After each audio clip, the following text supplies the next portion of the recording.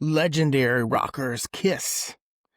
I started liking these guys in middle school because none of my friends liked them, and so I was buying their records, BMG, Columbia House. I was getting new ones in the mail on a regular basis when I could scratch together some money. I think the first one I got was double platinum, so I had a bunch of their hits, and they were all over MTV back in the day. But this episode we're gonna go. This will be the first part, my favorite three songs, top three songs from each of their records. So let's start with their self-titled album, 1974 release.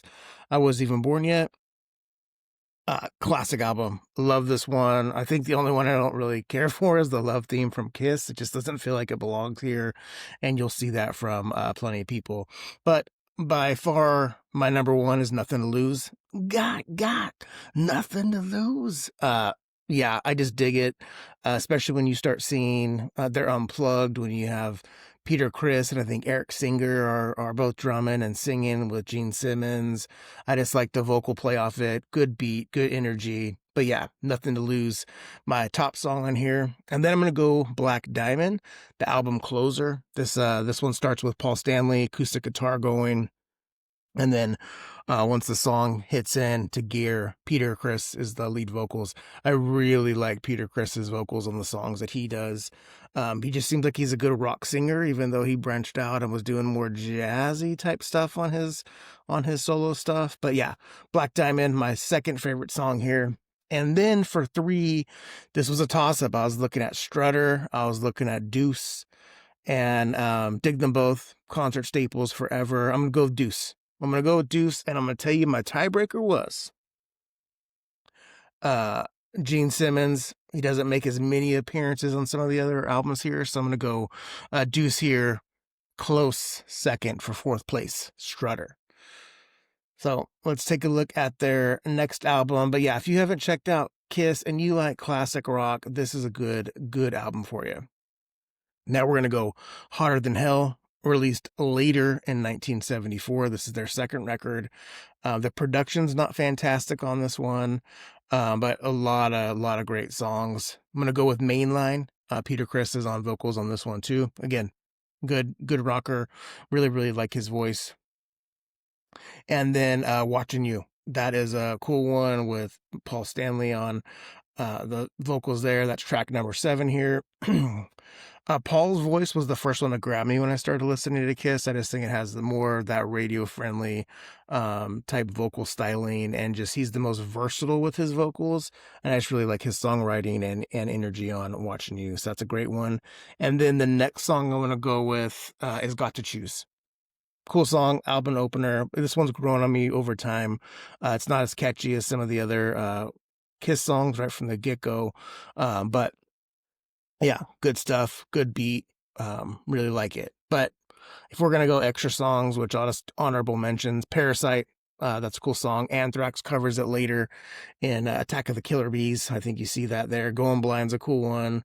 And then on Unplugged, Coming Home is the album opener on the concert opener Unplugged, and that version is so good. Way better than the version here on Hotter Than Hell. But top 3 songs, Got to Choose, Mainline, and Watching You. All right. And then let's find the next one. This is going to be Dressed to Kill. So another cool album. I like how they're in their suits here on the cover of this one. This is an underrated record, I would say, because there's not a super big hit, except the album closer is Rock and Roll All Night. But that is not a song I'm picking. I have heard that song way too many times. It's never been one of my favorites. I just think it's okay. That might be sacrilege as a Kiss fan, but if I never heard Rock and Roll All Night again, I'd probably be okay. By far and away, just like on their self-titled, I loved Nothing to Lose. Come On and Love Me. That is the song that is my favorite on here. You got Gene singing, you got Paul singing. I like the back and forth. I like the drumming on it. Just the groove. It is a cool song. It's been one of my faves for a long time. And they hit it in their concert too, especially, before they released all this multitude of records. But yeah, that is a great track. Then we're going to go Rock Bottom, the acoustic opening of that one. I think that's a really great song. Again, it's a rocker. Maybe it's got a little sleaze to it, a little sleaze rock to it. But yeah, great raid right there. And then I kind of had this tie. I was looking at Room Service and Two Timer and then Getaway, which that has Peter Criss singing again. But I listen to them back to back. We're going Two Timer. So that's Gene Simmons on vocal there, and kind of his. Gene's always has these like sexual innuendo songs, or maybe they're not even innuendos, they're in your face, but Two Timer is a good track. Paul Stanley has these innuendos as well, so that's always a big element with the band Kiss. And let's do one more album. We'll do 4 albums in this part 1. So now we're going Destroyer. And this is 1976. Kiss is blowing up. You have Beth, Peter Criss on vocals, a total different song than Kiss had put out. And they started getting radio play, so that was big for them. That's not one of my top songs. I've heard that one way too many times as well. We're going to go Detroit Rock City, even though that's a classic Kiss song, and I feel like had a resurgence in the 2000s. Good energy, good build-up.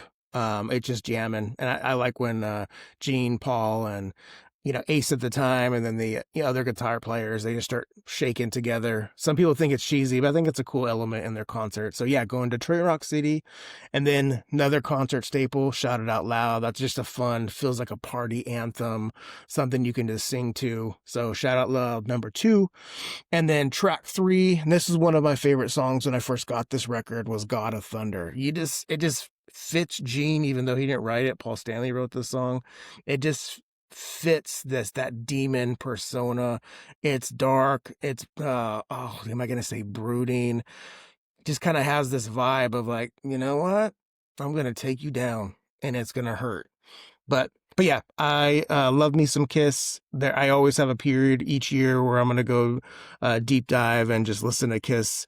I do with other bands too, or Van Halen. I do with Megadeth, where months go by and I don't listen to them, but then I go back in and then have all these cool memories that come back. But that is Destroyer 1976. That's going to wrap up part 1 of my favorite 3 songs from their first 4 records. All right, take care, y'all.